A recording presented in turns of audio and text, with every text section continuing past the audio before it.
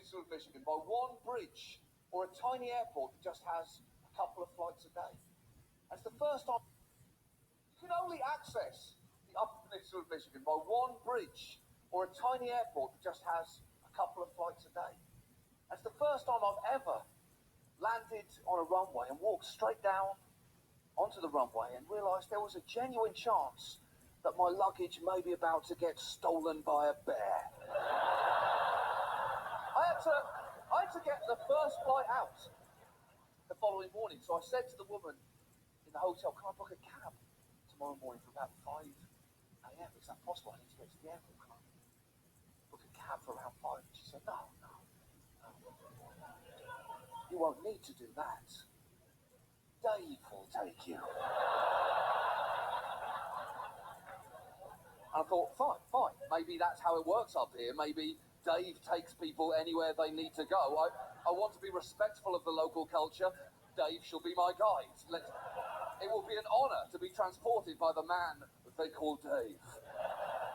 So the next morning, about 4:45, walked down to the hotel lobby and it was pitch black, complete darkness, but for one shadowy figure standing behind the desk, not moving, not reading, just staring motionless into the air in front of him. And when he heard my footsteps on the lobby floor, the shadow sprang towards me and said, let's go. Bear in mind, at this point, I didn't know whether this was actually Dave at all, or whether I was about to fight to the death in an ice thunderdome. But it was Dave. And when he turned the lights on, it turned out Dave was 75 years old. And he had a homemade splint up the side of his leg and an upside-down hockey stick that he was using to propel himself across the lobby floor and out to his van, where he started to drive using the hockey stick to accelerate and brake. And I remember thinking, if I don't find God now, I don't think I'm ever going to find him. Because this feels like it really should be my time.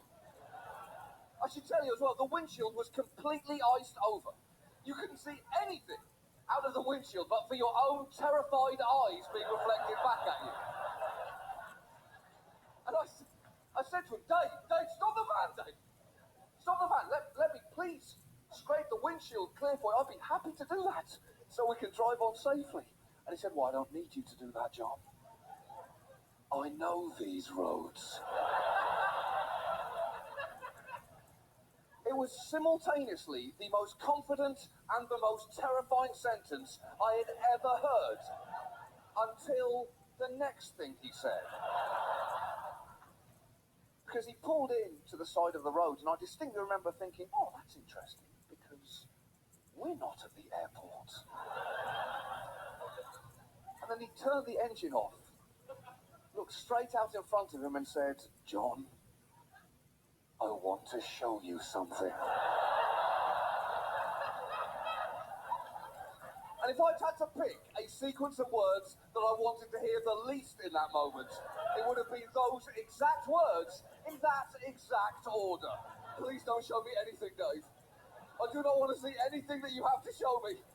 Least of all the bodies that I'm now relatively confident you keep in your basement. But I was wrong. I was dead wrong. Because what he had to show me was wonderful. Every winter, students at Michigan Tech build enormous ice sculptures, ice villages, statues, and light them up at night so that you can enjoy them. So Dave and I walked through this ice wonderland in the moonlight. Dave's hand in the small of my back.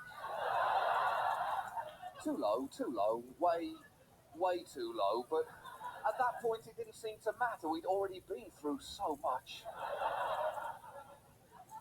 And I remember thinking, I wish the rest of the world knew what the centre of America was really like. Because I think it would dispense most lazy anti-Americanism instantly. If the rest of the planet understood that the centre of America is not overconfident. It's insane. And that should be cherished and envied. And this was cemented when we did finally get to the airport, because Dave pulled in and he said to me, well, we're here, John. Good luck with everything. I said, well, thank you, Dave. Good luck to you too. And he said, well, I don't need luck. I'm exactly where I need to be. And I said, wait, what? What? I was not expecting anything that profound, Dave. Why? Please tell me, why are you exactly where you need to be? And he looked me straight in the eyes, and I promise this is true. He said this. He said, I'm the first line of defense against the Canadians.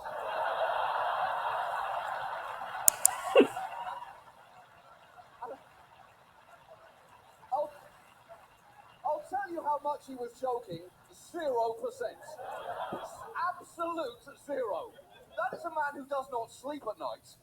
He sits wide awake halfway up his staircase with his front door wide open and a shotgun across his legs, secretly praying that a Canadian will try something. Oh, please, Jean-Pierre, please cross that border. Do it, JP. Do it. I will mount you to my wall like a maple sugar mousse.